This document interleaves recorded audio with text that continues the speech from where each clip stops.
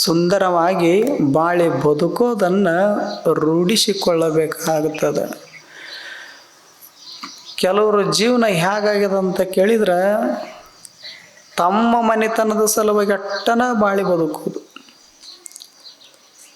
ತಮ್ಮ ಓಣಿ ಸಲುವಾಗಿ ಅಷ್ಟ ಕಾಳಜಿ ಮಾಡೋದು, ತಮ್ಮ ಊರು ಚಲೋ ಇದ್ರೆ ಸಾಕು, ದೇಶ ಬೇಡ, ಧರ್ಮ ಬೇಡ, ಯಾರ್ದು ನಮಗೆ ಗೊಡವಿ ಬೇಡ, ನಾವು ಚಲೋ ಇದ್ರೆ ಸಾಕು. ಒಬ್ಬ ಹೋದ ದೇವ್ರ ಹತ್ರ ಬೇಡ್ಕೊಳ್ಳಕ್ಕೆ ಹೋದ. ದೇವ್ರಿಗೊಂದಿಷ್ಟು ಕಾಯಿ ಕರ್ಪೂರ ಬೆಳಗಿ ದೇವ್ರಿಗೆ ಕೈ ಮುಗಿದು ಶಿರಬಾಗಿ ಬೇಡ್ಕೊಂಡ. ಏನು ಬೇಡ್ಕೊಂಡ? ದೇವನೇ, ಜಗತ್ತೆಲ್ಲ ಕೆಟ್ಟದ, ಕೆಡಾಕ ಇನ್ನೇನು ಉಳಿದಿಲ್ಲ, ಅಷ್ಟು ಕೆಟ್ಟದ, ಅದಕ್ಕೆ ಒಂದು ಸರ್ತಿ ಇದನ್ನು ಭೂಕಂಪ ಮಾಡಿಬಿಡು ಅಂದ. ಅವಾಗ ದೇವ್ರಂದ, ಅಲ್ಲೋ ಮತ್ತು ಜಗತ್ತೆಲ್ಲ ಭೂಕಂಪ ಆಗಿ ಎಲ್ಲರೂ ಹೋಗಲಿ ಅಂತಿದ್ದಲ್ಲ, ಮತ್ತು ನೀನು ಜಗತ್ತಿನಾಗ ಇರ್ತಿದಿ, ಮತ್ತು ನೀನು ಹೊಕ್ಕಿದೆಲ್ಲ ಅವರು ಕೂಡ ಅಂದ ದೇವರು. ಅವಾಗ ಇವ ಅಂದ, ನನ್ನ ಒಬ್ಬನ ಬಿಟ್ಟು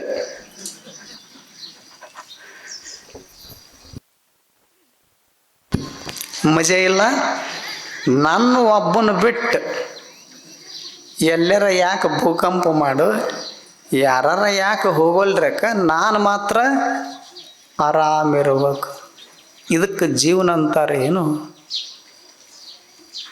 ಅಂದ್ರೆ ನಮಗಾಗಿ ನಾವು ಬದುಕುವಂಥ ಸ್ವಾರ್ಥ ಭಾವವುಳ್ಳವರೇ ಸಹಸ್ರ ಸಹಸ್ರ ಸಂಖ್ಯೆಯೊಳಗೆ ಜೀವನ ಮಾಡ್ತಾರೆ ಜನರು. ಆದ್ರೆ ಮಹಾತ್ಮ ಗಾಂಧೀಜಿಯವರಾಗಲಿ, ಭಗತ್ ಸಿಂಗ್ ಆಗಲಿ, ಚಂದ್ರಶೇಖರ ಆಜಾದ್ ಆಗಲಿ, ಸುಭಾಷ್ ಚಂದ್ರ ಬೋಸ್ ಆಗಲಿ, ಇವರೆಲ್ಲರೂ ಏನು ಮಾಡಿದರು? ತಮ್ಮ ಪ್ರಾಣವನ್ನೇ ದೇಶ ರಕ್ಷಣೆಗಾಗಿ, ಸ್ವಾತಂತ್ರ್ಯಕ್ಕಾಗಿ ಮುಡಿಪಾಗಿರಿಸಿದರು.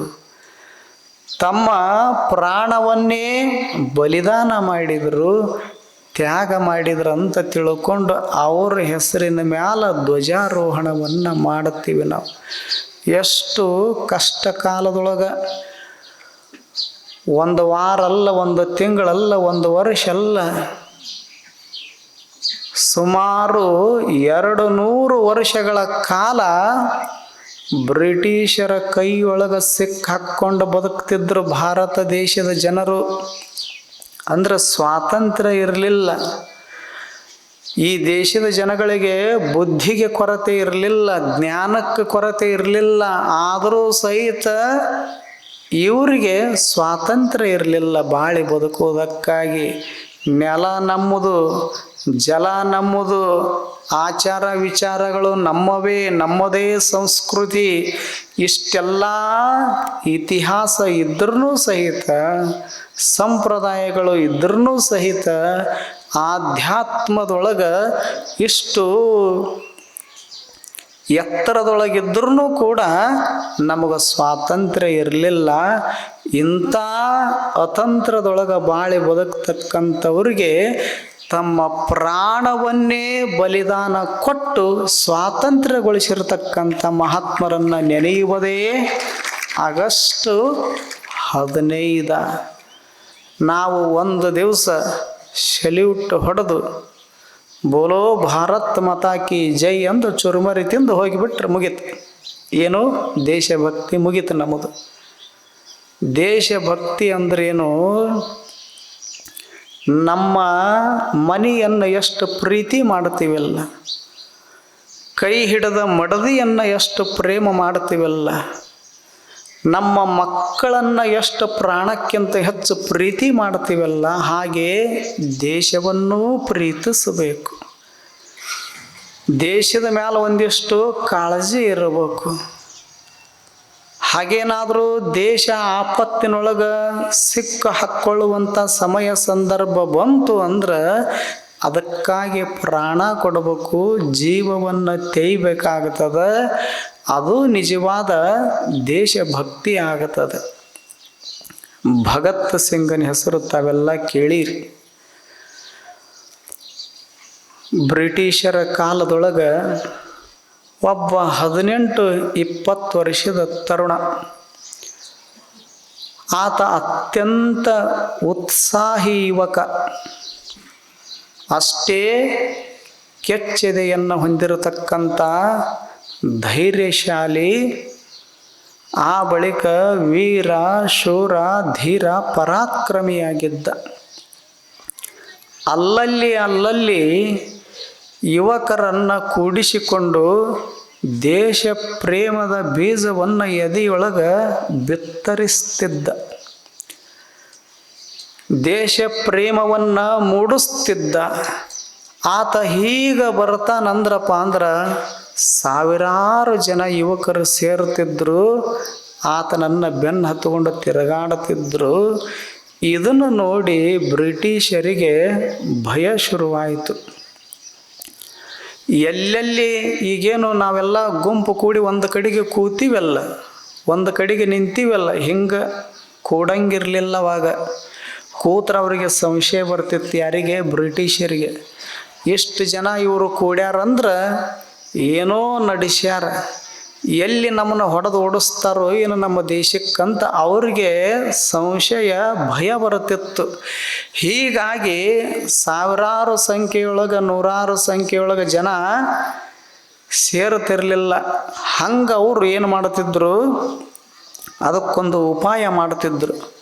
ಅಂಥದ್ರ ಮಧ್ಯದೊಳಗೆ ಈ ದೇಶವನ್ನು ಮುಕ್ತ ಮಾಡಬೇಕು ಬ್ರಿಟಿಷರಿಂದ ಅಂತ ತಿಳ್ಕೊಂಡು ಯಾರು ಭಗತ್ ಸಿಂಗ್ ಏನು ಮಾಡ್ತಿದ್ದ, ನೂರಾರಲ್ಲ ಸಾವಿರಾರು ಜನ ಯುವಕರನ್ನು ಸೇರಿಸಿಕೊಂಡು ಅವರ ವಿರುದ್ಧ ಹೋರಾಟ ಮಾಡುತ್ತಿದ್ದ.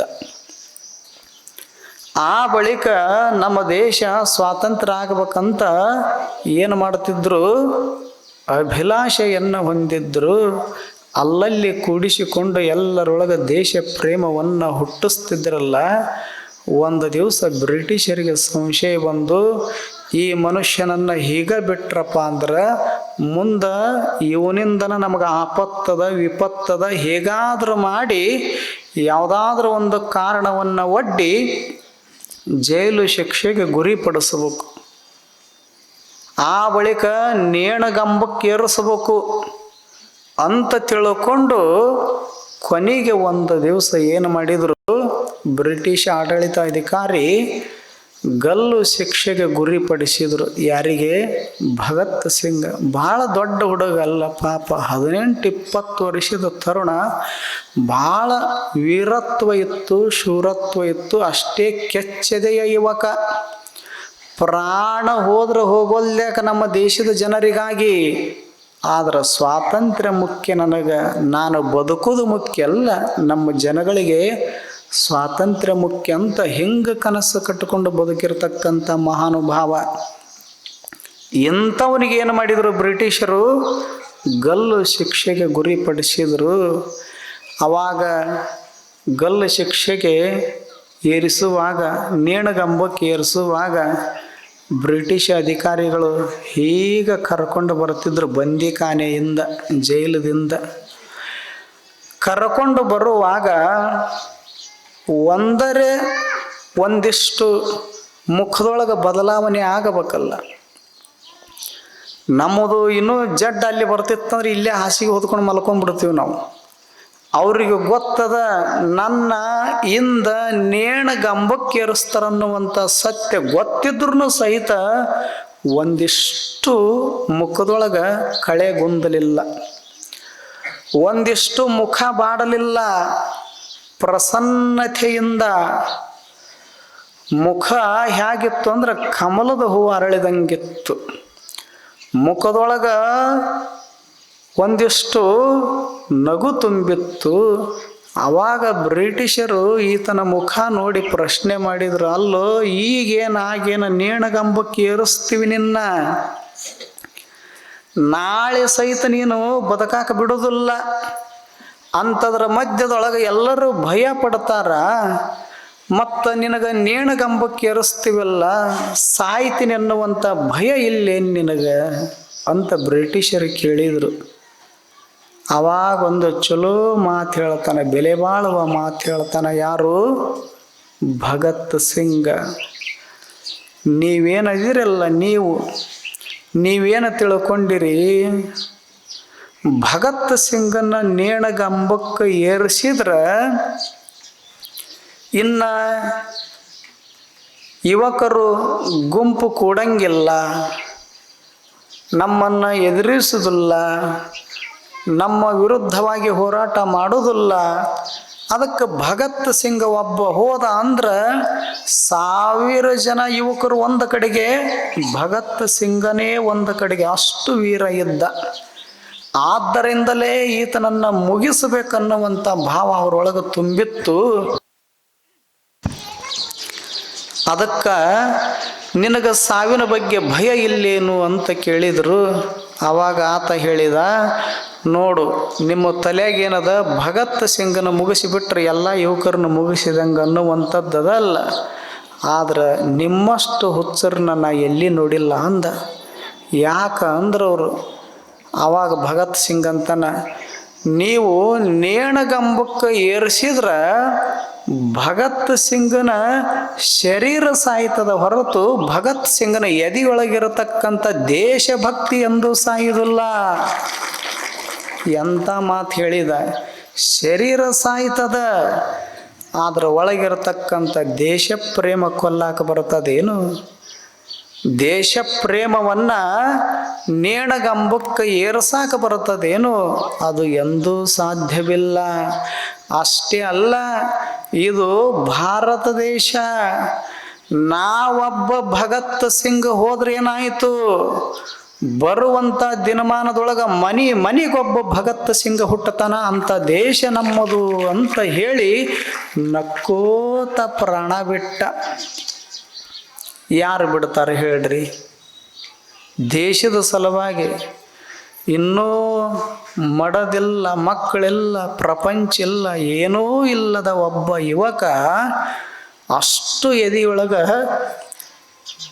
ದೇಶ ಪ್ರೇಮವನ್ನು ತುಂಬಿಕೊಂಡು ಬಾಳಿ ಬದುಕಿದ್ರಂತ.